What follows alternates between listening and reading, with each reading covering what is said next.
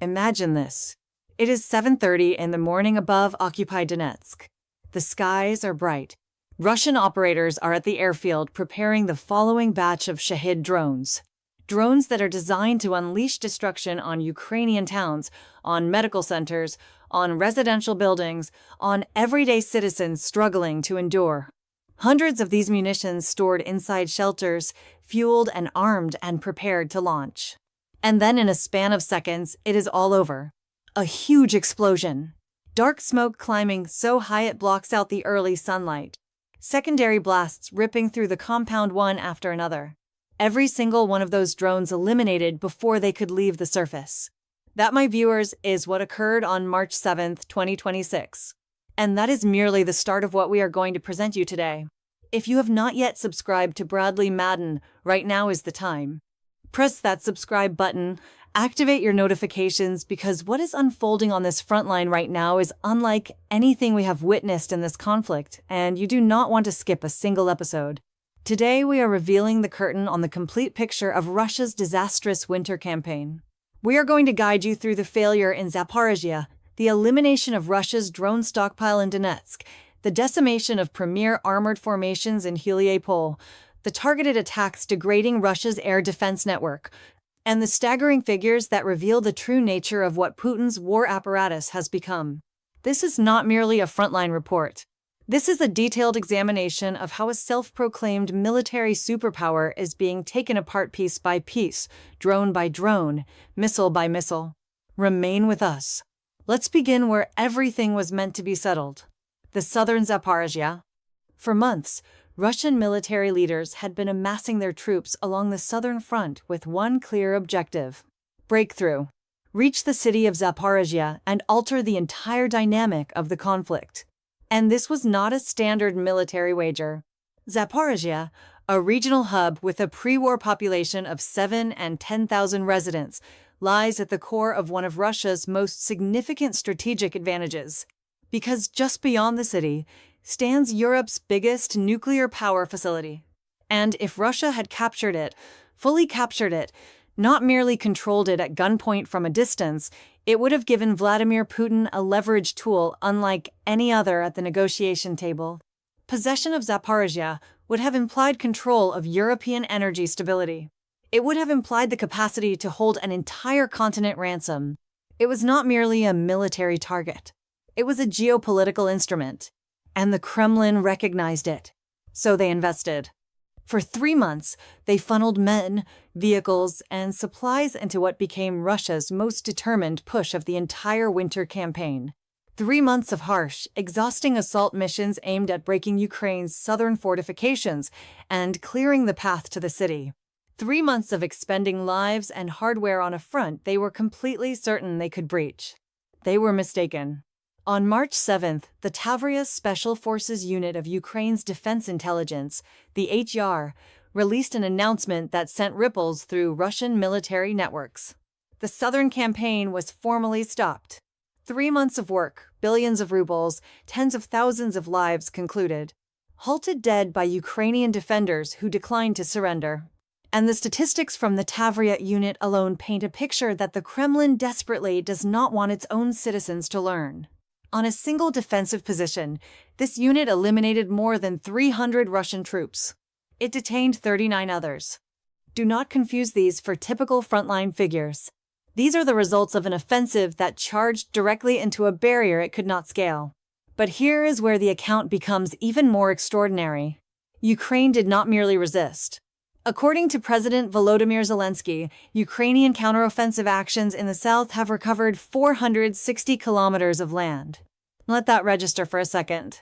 Russia was the assaulting force. Russia was supposed to be the side progressing, and they are ceding terrain. That is not resistance. That is superiority. According to information from the Institute for the Study of War, in the 4-week window from mid-February to mid-March 2026, Russian troops actually surrendered 33 square miles of Ukrainian land, territory they had previously seized at tremendous expense. Compare that to the preceding 4-week window, when Russia managed to acquire 127 square miles. The trajectory has not just decelerated, it has flipped. And this deterioration did not occur by chance. It occurred because Ukraine has fundamentally altered how this conflict is being waged. Now, before we go further into the strategic analysis, we want to take a brief second to say if you are finding this coverage meaningful, if you want to continue tracking the authentic narrative of this conflict with the rigor and insight it warrants, subscribe to Bradley Madden. We are here every step of the journey.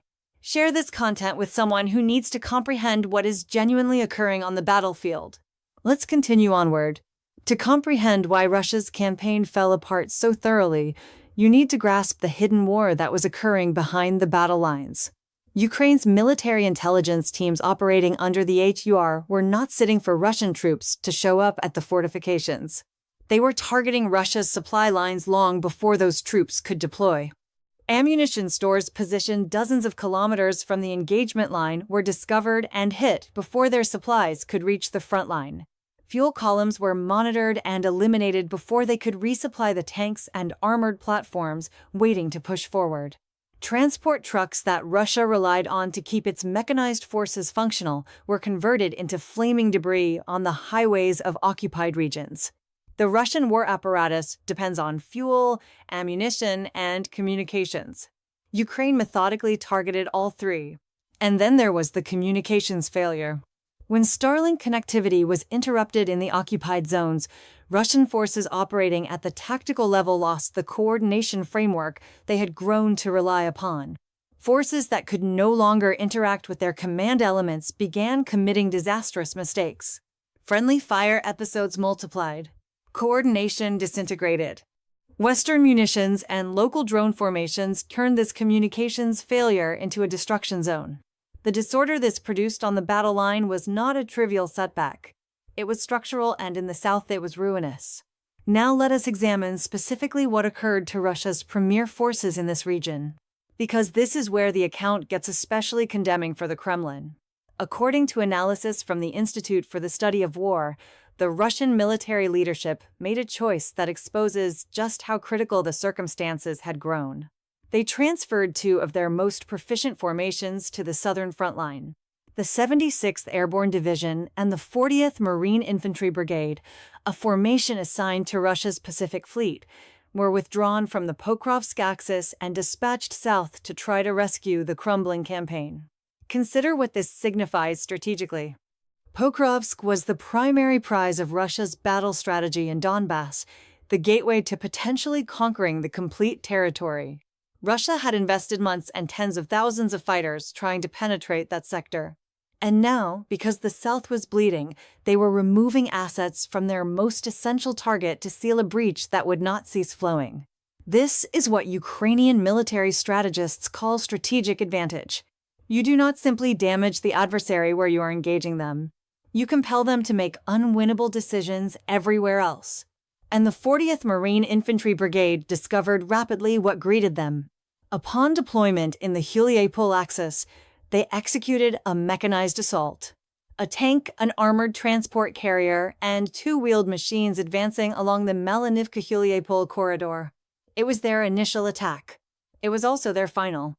Ukraine's 225th Assault Battalion and the renowned Unmanned Systems Brigade called the Hungarian Birds identified the formation immediately. The armored column was eliminated on the approach. Infantry soldiers who tried to seek refuge in civilian structures were neutralized. The engagement concluded before it genuinely started. But the Hungarian Birds were not solely responsible for making conditions unbearable for Russian armor in this zone. The Phoenix unmanned aerial vehicle squad operating in the identical region attacked with remarkable accuracy across numerous encounters. In a single operational window, the Phoenix squad eliminated a Murom unmanned platform, 2 heavy armored machines, 3 UZ military logistics vehicles, an off-road truck, and an underground bunker where Russian personnel had sought protection. 5 additional Russian fighters were eliminated in their defensive positions. Review that inventory again. This was not one enormous engagement. This was systematic targeting. Day after day, sortie after sortie, Ukrainian drone pilots tracking Russian personnel, not merely during campaigns, but during resupply missions, reconnaissance operations, and routine movements. The Russian military cannot travel in this sector without being monitored. And what is monitored is eliminated. Now, here is where it becomes even more notable because Russian air defense was intended to block exactly this sort of activity. Ukraine's unmanned capabilities operating deep within temporarily controlled territory began methodically striking the very platforms Russia employs to shield itself from aerial attacks. A Tor M1 air defense platform was entirely demolished in the Zaporizhia territory. S-300V and Panzer S-1 platforms were attacked with precision, employing Ukraine's domestically manufactured FP2 missiles, which deliver a 100 kilograms payload. In the Kherson axis, a Buk-M3 platform was engaged by 60 kilograms domestic projectiles. These are not minor platforms. These are billion-dollar assets that constitute the foundation of Russia's defensive air shield over controlled territory. And they're being tracked and eliminated by Ukrainian-built armaments. The platforms that were intended to render Russian positions invulnerable from aerial attack have themselves become objectives, exposed, unprotected, and demolished. Ukraine's domestic military industry has evolved in remarkable fashion under wartime demands. According to open-source documentation and declarations from Ukrainian leaders, Ukraine's domestic arms manufacturing capability has grown by roughly 50 times since the onset of the full-scale conflict. What started as a nation reliant on Western shipments has transformed into a nation that constructs its own missiles, its own drones, its own guided munitions, and deploys them to devastating results. Now, let's transition from the south and examine northeast to Lyman, because the trend we observe there is matching. Russian troops in the Lyman sector were trying to advance toward Kramatorsk, a significant metropolitan center and supply junction that the Kremlin has long desired to capture. To accomplish it, they dispatched a mechanized column of heavily armored platforms along one of the primary access corridors.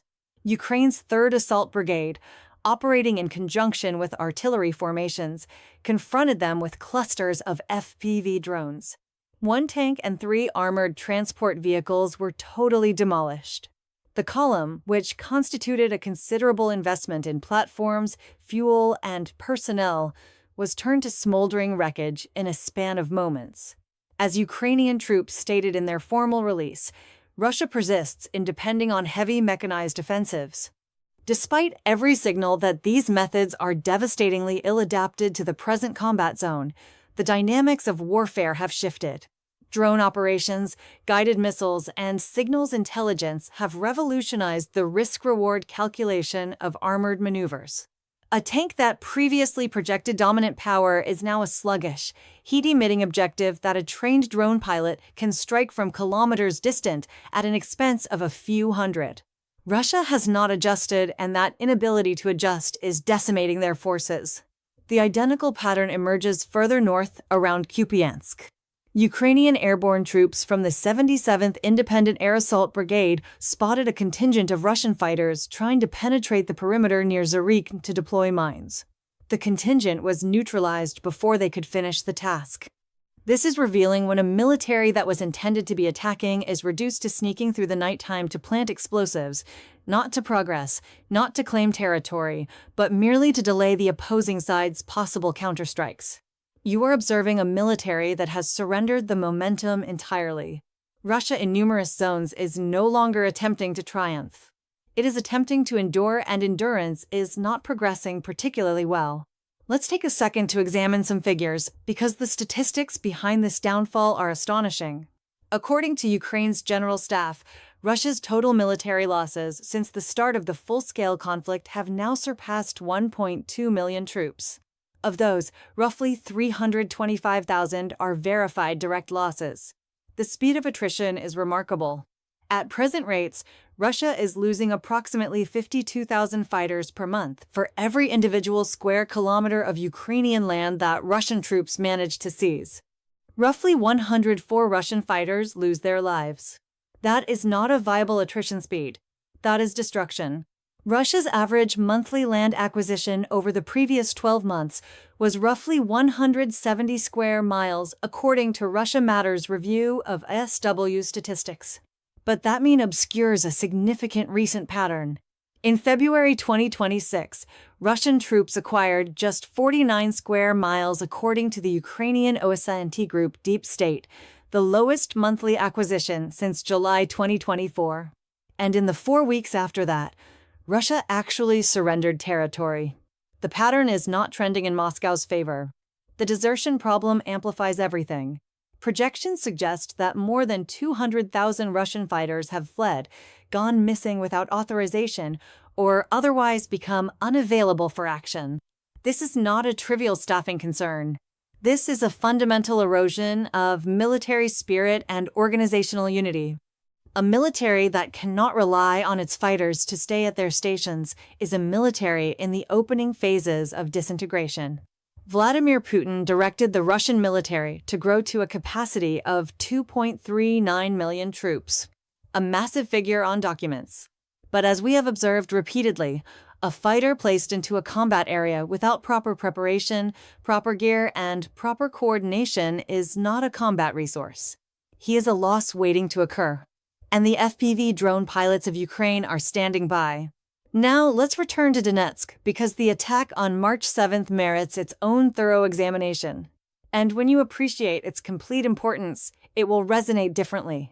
At 7:30 in the morning, Ukraine's land forces, rocket, and artillery formations working in concert with the Ukrainian Air Force carried out a precisely synchronized attack on the Donetsk International Airport. The armaments employed American-supplied Atom's ballistic missiles and French-British Scalp cruise missiles. The identical platform referred to as Storm Shadow in British nomenclature. The objective a dedicated complex used for housing, constructing, readying, and dispatching Shahed-type kamikaze drones. According to the General Staff of the Armed Forces of Ukraine, the attack triggered a large-scale blaze and secondary explosions. The hallmark of a compound loaded with volatile materials and fueled ordnance detonating in sequence. Satellite pictures published by OSINT researchers from the Cyber Barashno group verified the demolition of structures used by Russian crews for Shahed and Gerbera drone activities, as well as an adjacent military supply warehouse. 8 additional structures near launching sites simply disappeared from the satellite picture erased in the wake of the attack. And here is the backdrop that renders this attack even more consequential. This was not the initial time Ukraine had targeted this compound.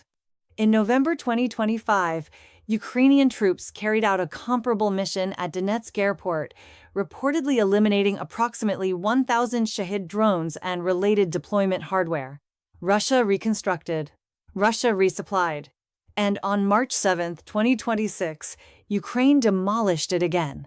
Reflect on what this implies for Russia's strategic thinking. The Shahed drones acquired from Iran in massive volumes at significant expense are one of Russia's central instruments for terrorizing Ukrainian civilian systems. These slow, inexpensive, single-use strike drones have been deployed on a near-daily schedule to target power stations, heating networks, water systems, and residential complexes.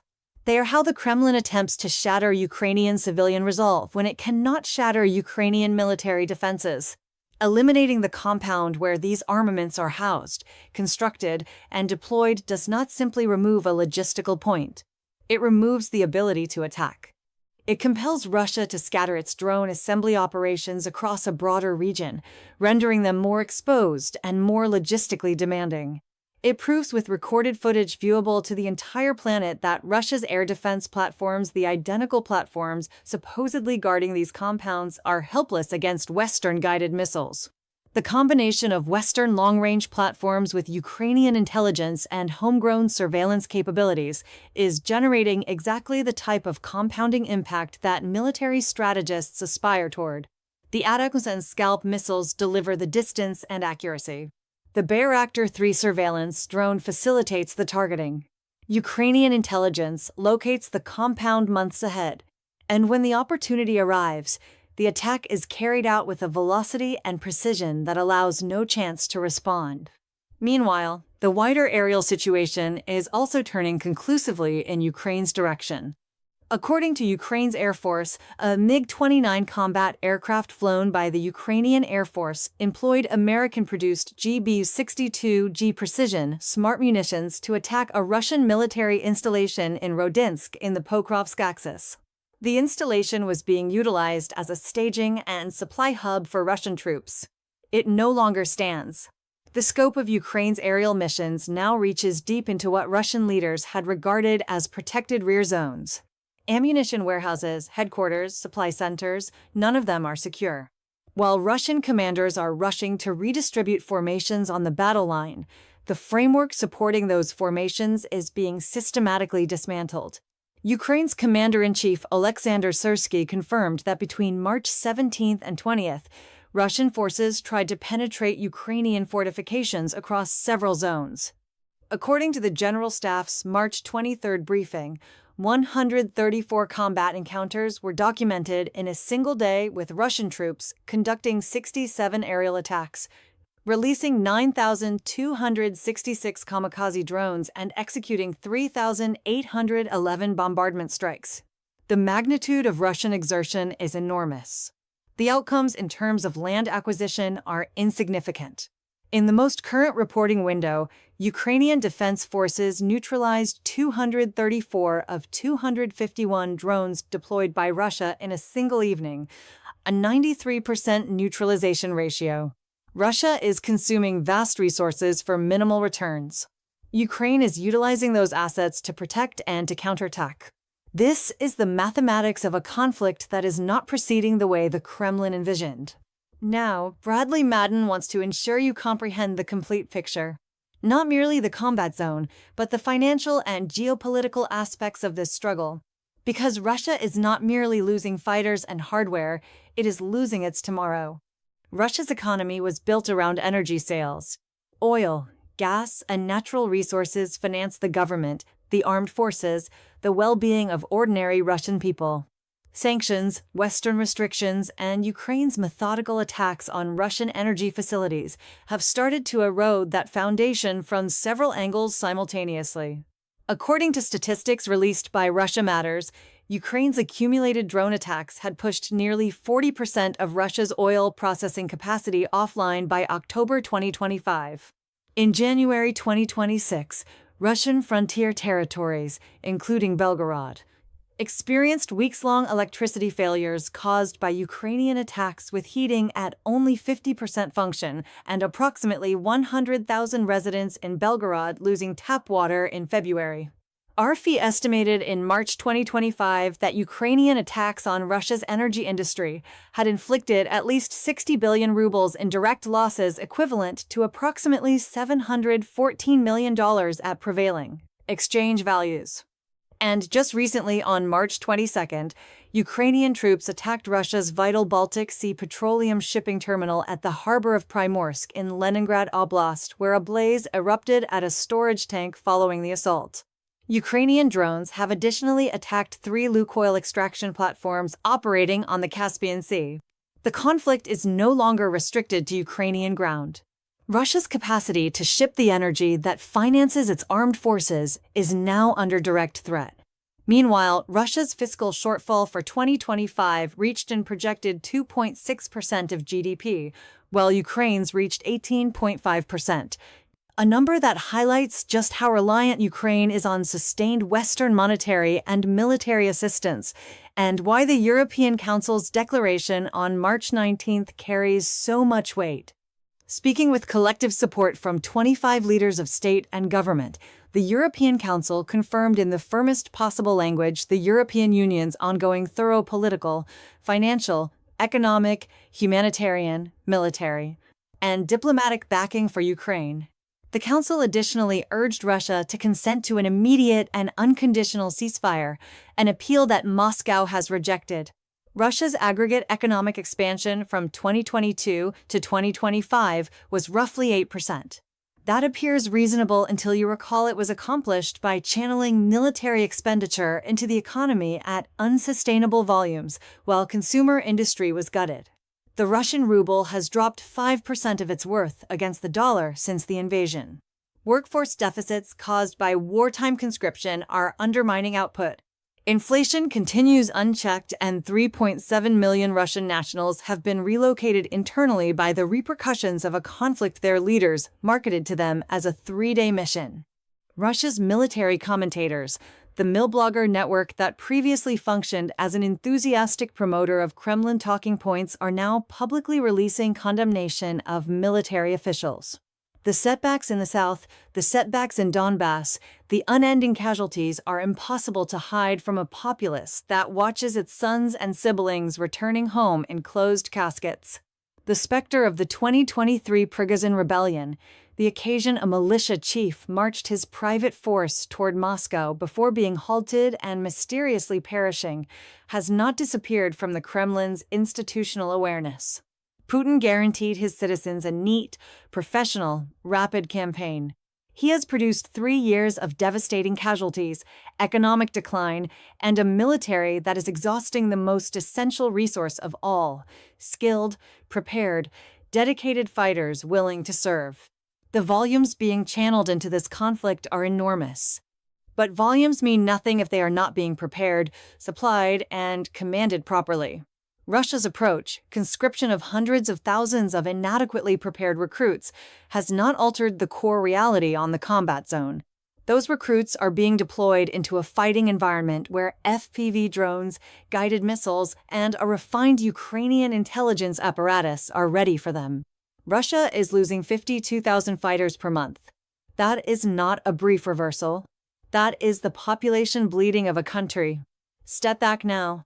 Observe the entire landscape. Putin's 2025-2026 winter campaign was founded on a basic assumption: volume prevails. Russia had more tanks, more cannons, more troops, more ordnance, and it would employ that volume to straightforwardly overpower Ukrainian positions and drive through to critical targets. The nuclear power station at Zaporizhia, the transit center of Pokrovsk, the manufacturing centers of eastern Ukraine. The strategy was evident on every Kremlin chart. What the strategy did not anticipate was intelligence, accuracy, and flexibility. Ukraine's HR monitored supply routes and eliminated them before they reached the battlefront. Ukrainian drone units stalked armored platforms with a persistent effectiveness that no practice scenario could have readied Russian leaders for. Western long-range ordnance penetrated deep into controlled territory, demolishing the installations and reserves that Russian campaigns relied upon. And Ukraine's own swiftly growing domestic military industry, now manufacturing everything from FPV drones to indigenously engineered cruise missiles, addressed the shortfalls that Western pipelines could not always resolve in time. The outcome is what we are witnessing today. Russia's monthly land captures have declined from over 170 square miles per month to, in February 2026, merely 49 square miles, and in the weeks afterward to a net deficit. Financial, economic, and diplomatic. That pledge matters. It communicates to Moscow that the alliance supporting Ukraine is not diminishing. It is strengthening. We will naturally continue to monitor every occurrence in this struggle with the thoroughness and exactness it requires. Every significant attack, every territorial change, every strategic choice, we will be here explaining it down for you. If you have not subscribed to Bradley Madden yet, now is precisely the perfect moment. Subscribe, press the notification icon, and guarantee you never overlook an update. And if this content provided you a fuller understanding of what is truly occurring in this conflict, distribute it. Place it before individuals who deserve to witness the authentic account. Thank you for tuning in.